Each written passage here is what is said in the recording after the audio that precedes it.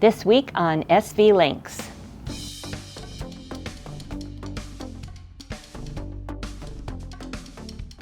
Welcome to this week's SV Lynx video. Well, this has been a particularly tough and challenging week for us. We had a lot of tasks that we wanted to get done, and we managed to get them done. Yeah, despite the difficulties that we'll show you, we did get a lot of work done. We got where we wanted to get to on the whole webbing. That includes all of the tabbing and everything, and you'll get to see how we did that. And we moved on to working on the fairly difficult mast support system, and had to come up with a plan for that and get it all cut and started. And so we've got pretty far on that, and we'll continue on that as we go. But let's show you how we did this week and why it was a challenging week.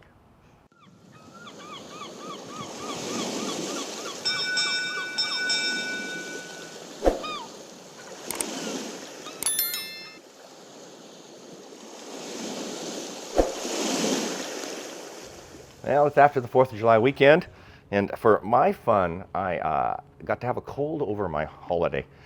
But what we're doing right now is we're going to do the port side of the boat over here. So we've moved all this over from the starboard side so that we can reach to get to these.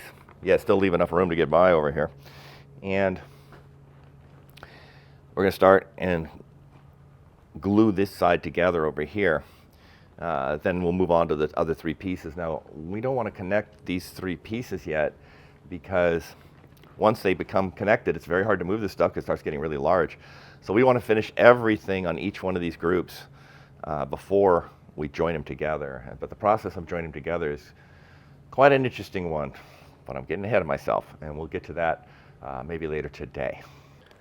Brian had a good idea.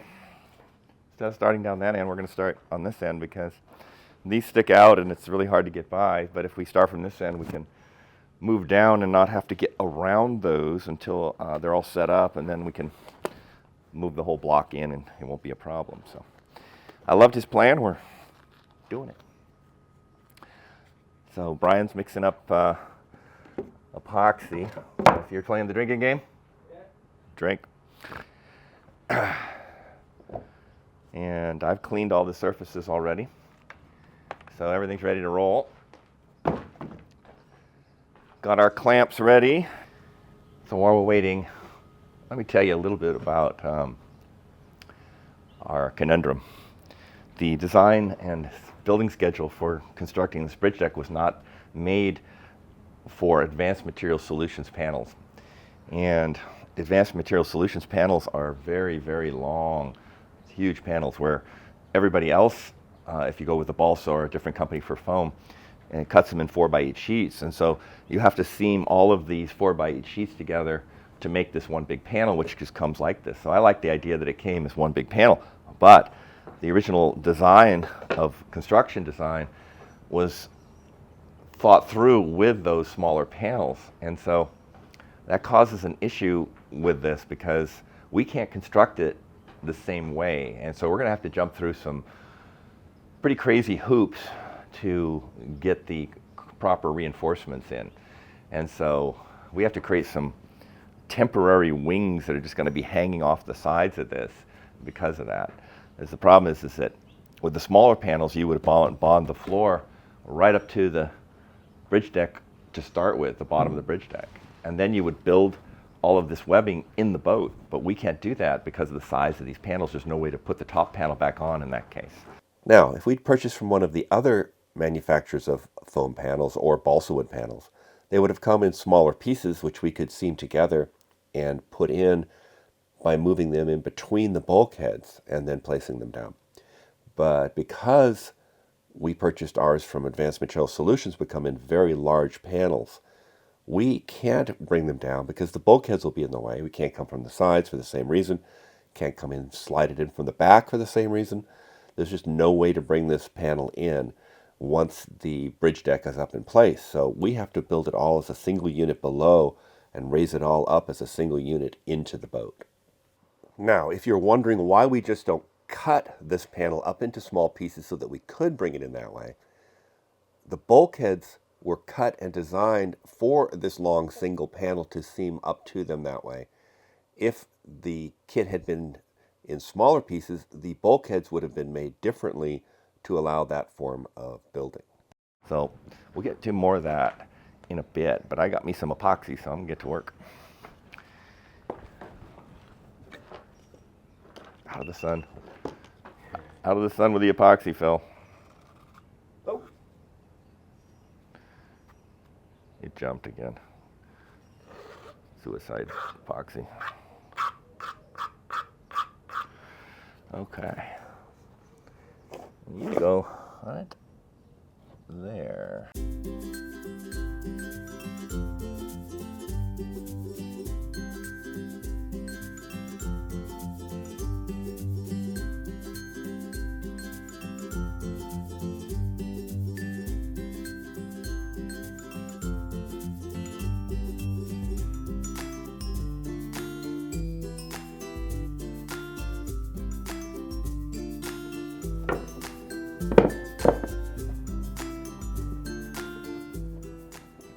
We're out and about this afternoon, going to copper and brass sails, because we need to pick up the big bus bars that we have to put inside of the bridge deck.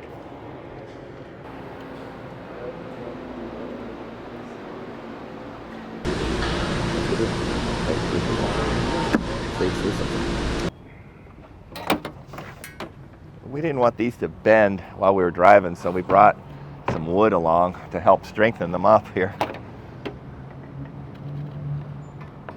These bus bars are designed to bring power from the batteries on the port side of the boat across to the starboard side of the boat. And the max amperage draw over there would be the main piece being the electric motor, which is a 25 kilowatt motor. So it pulls a little over 500 amps. And of course there's an electric winch over there that could pull 50 or 60 amps. And so the maximum draw, if we were full throttle on the electric motor, which would only happen in very rare circumstances and only for very short periods of time, and if we were running the winch at the exact same time that we were pulling max draw from the electric motor, we would still only be at somewhere around 580 amps, and these bus bars will handle that load plus another 25% higher than that. So that's a perfectly good safety factor, and they should carry all of the amount of current that we need to draw. And so most of the time there's going to be pulling 100 or less, 300 amps at the most, other than an emergency, which we only can get for 30 seconds anyway. So those bus bars are going to be great. The good news about being aluminum is we save a lot of weight and money, both. They're much lighter than going with the equivalent amperage of copper, and substantially less money too.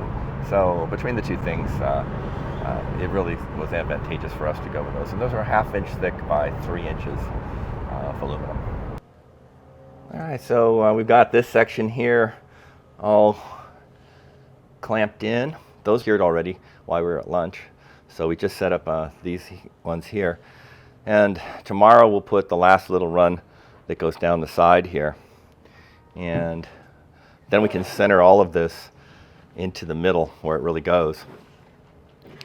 And we can get to work on the crossing beams that are the mast supports, and then there's another set of crossing beams which is this foam, but the mast isn't there.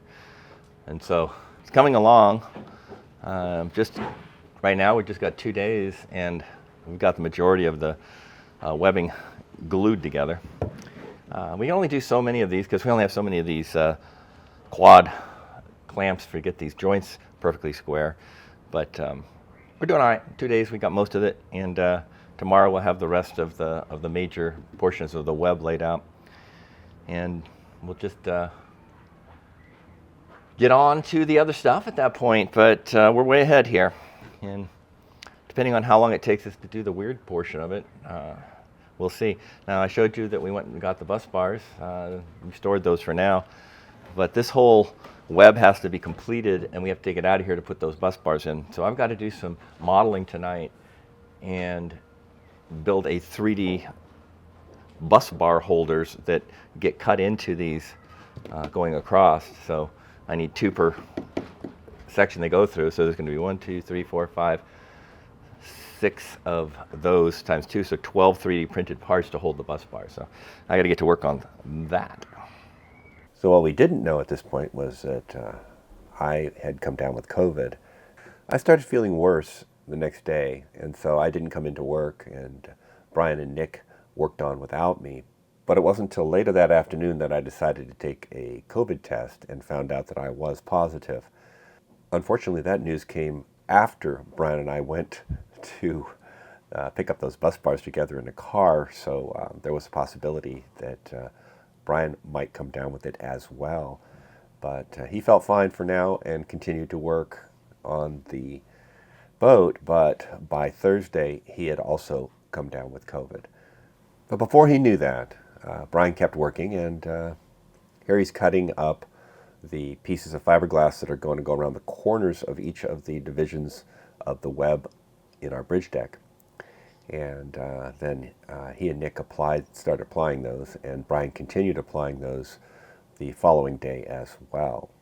Now, by Thursday, I was already feeling fine again, and but Brian had come down with COVID. So by Friday, he stayed home, and I went in and worked alone. Progress will continue, and Brian, bless his heart, did a good job while I was gone. So he's been tabbing the corners in, and he's gotten quite a few of them done.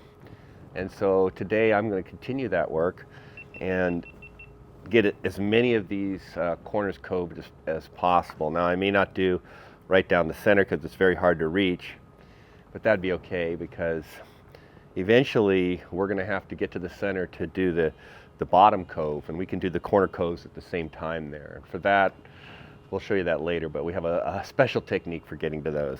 But I'll go down the sides where we can reach, and where I can reach, and finish up all of the coves today.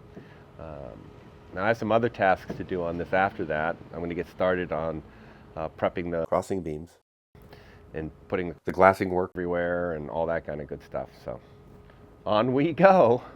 While I was at home convalescing this week, I did some business work.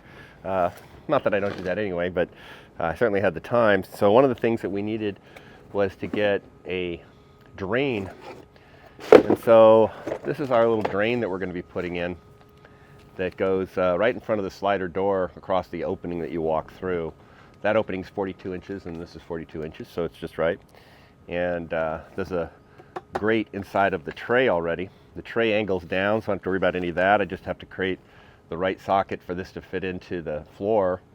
And this will act as a drain, so if a little bit of water tries to come between the cockpit and the salon, it'll run down into this thing, come down through this tube, which will connect down through the bridge deck and go out through a bit of a clamshell at the bottom to drain out on the below the bridge deck of the boat.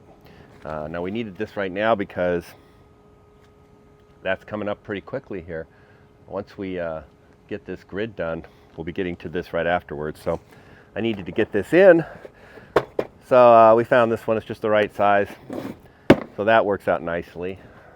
We've also decided to put 4 more of these kinds of drains, a little shorter, and they sell the same one in various lengths. And so we're going to put those in the heads.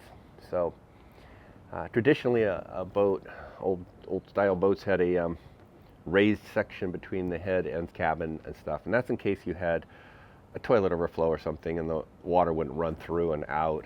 But there's no structural reason for having to do that, only to stop the water flow. And that's not my decision. I've inquired with Schionning about the structural side of things.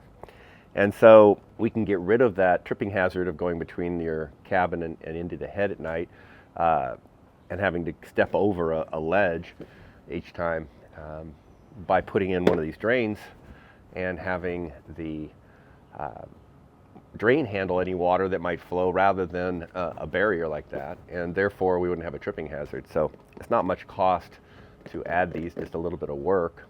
and it'll save a lot of tripping. So we're going to be buying 4 more of these, the correct width of each of the doors from each cabin into each head, so 4 more. And installing those once we get to the soles inside the hulls. Get the last of the coes. Brian did a really good job, and he didn't really leave very many that I have to do, so I'll be getting on to other things. And the weather is really cool right now, so I'm going to try and get as many of these as I can in one batch here. Hopefully all of them that are left. With all the webs that we can do before we do those center ones, which we'll do later, it's time to move on to these pieces that cross over where the bridge deck, over the bridge deck to where the mast is. And these are too wide for what we need.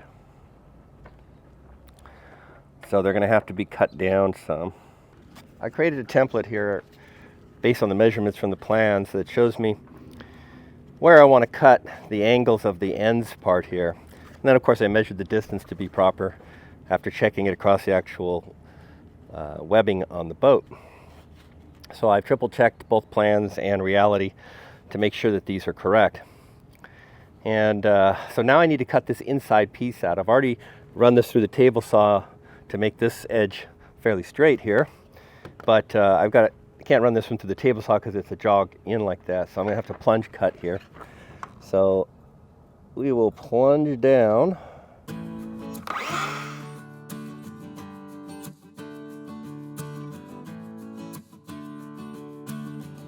Okay, that looks good.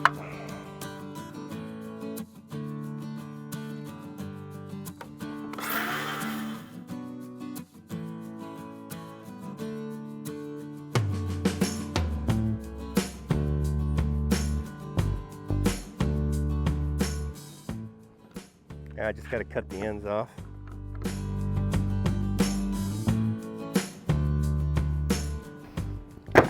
Okay, and these go across the bridge deck, and that's the correct shape for it.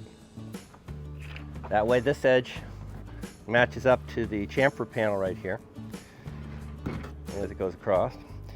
But I need 4 of these, so got to cut more. And that'll do it.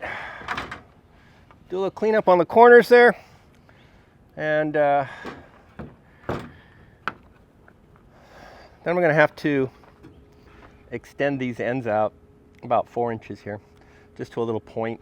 So I'm going to be cutting these at a steep angle here so that we can put a better joint on there for that seam. This isn't a critical spot.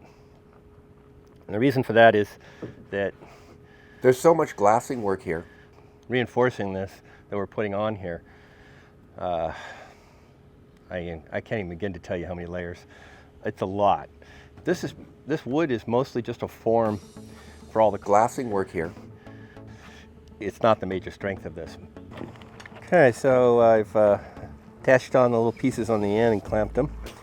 And now I'm just putting a coating of epoxy onto the boards here just to let it absorb. And this is just in preparation for when we're going to start putting glassing work everywhere, and I don't want it sucking into the wood here. So I'm going to pre-seal all of these surfaces.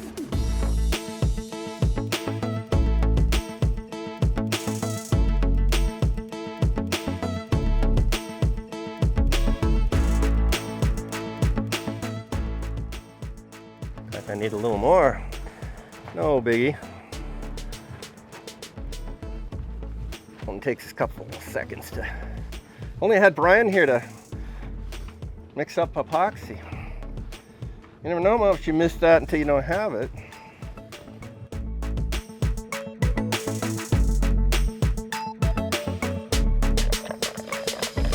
But this is easy mix because I'm not putting any thickeners in this right now, so it's just hardener and epoxy. So quick fix.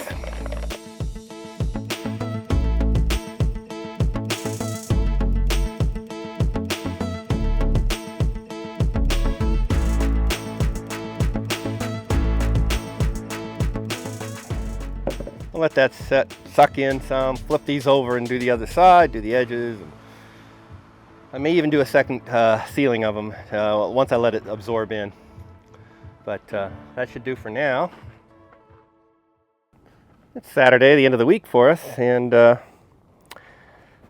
on my own again today, which is all right. I have some tasks that are easy enough for me to do. And what I'm starting with here is I'm going to be putting on a basalt layer on each side. And this is several reasons, but this is to further seal this because it'll have cloth besides more epoxy than what we sealed it with yesterday. And it also is going to create two walls on either side of the top and bottom of the board, which are important because those are going to become a trough that we are going to be used to be filling the top with more reinforcements. And unlike the foam that you've seen us do in the past, there we only have to route the foam out of the way to put in a trough because there's already fiberglass on either side of the foam, but there's no fiberglass on either side of this wood. So that's what we're going to do. We're going to create that layer so that we can have those troughs on either side of this. That's also why this board isn't as wide as the webs, because by the time we put the reinforcements on either side, it will become as wide as the webs. So first thing to do is to add some basalt. Now the plans don't call for basalt, they only call for fiberglass here. So this is going to be a little stronger because this is the same weight as the fiberglass is, the same weave as the fiberglass, it's just a little stronger. And I had excess basalt, so being as this is a very strength important portion of the boat where the mast comes down, I thought a little extra strength beyond what the plans call for really wouldn't be a bad call. So I'm going to cut the 4 strips that we need here for the 4 planks, which is another thing that we modified slightly from the plans. The plans only call for 3, we're using 4, but we're really not, I don't know if I went over this already or not, but in case I didn't, these boards are about, say 2 millimeters thinner than what the plans call for. So if I use 3 of them, that would make these 6 millimeters thinner all total than what the plans call for. That'd be a weaker support. So what we decided to do is go with 4 planks, and that's going to add more thickness than what the plans are calling for in essence. And so we'll bond the 2 middle ones together into a single beam right where the main support weight is. These boards are going to be wider than what even the plans call for. So this is going to strengthen it quite a bit with 4 instead of 3 there. It's going to strengthen it again by using basalt instead of fiberglass. Do we need to strengthen it more? No. The Schionning design is fine.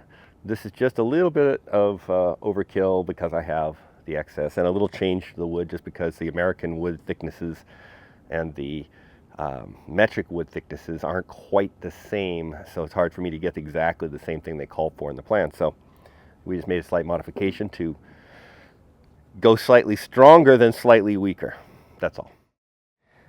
All right, well, I'm all prepped for the first 2, and I've cut everything for the second one pair as well, but I'm ready to wet this out, move it onto the board, make sure that it's slicker, and then flip the board over so that I can get the edge to lay fairly flat along here.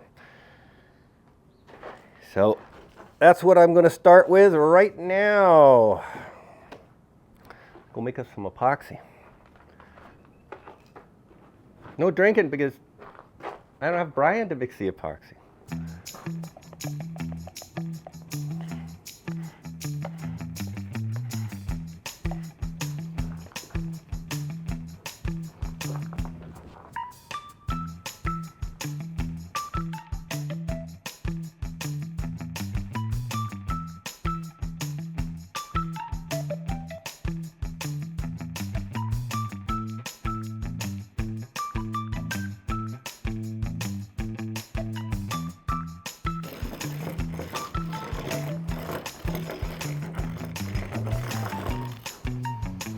Okay.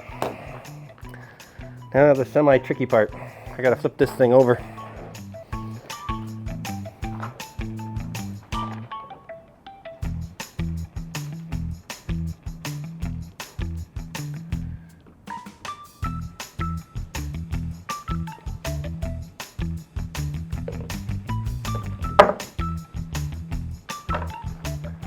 There we go. That went well.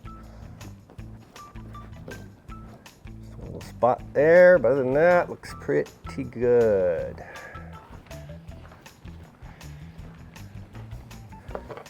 Now we have to get some weights on this board. Make sure it stays down good and flat. First, I want to make sure this apron is very flat. Like that.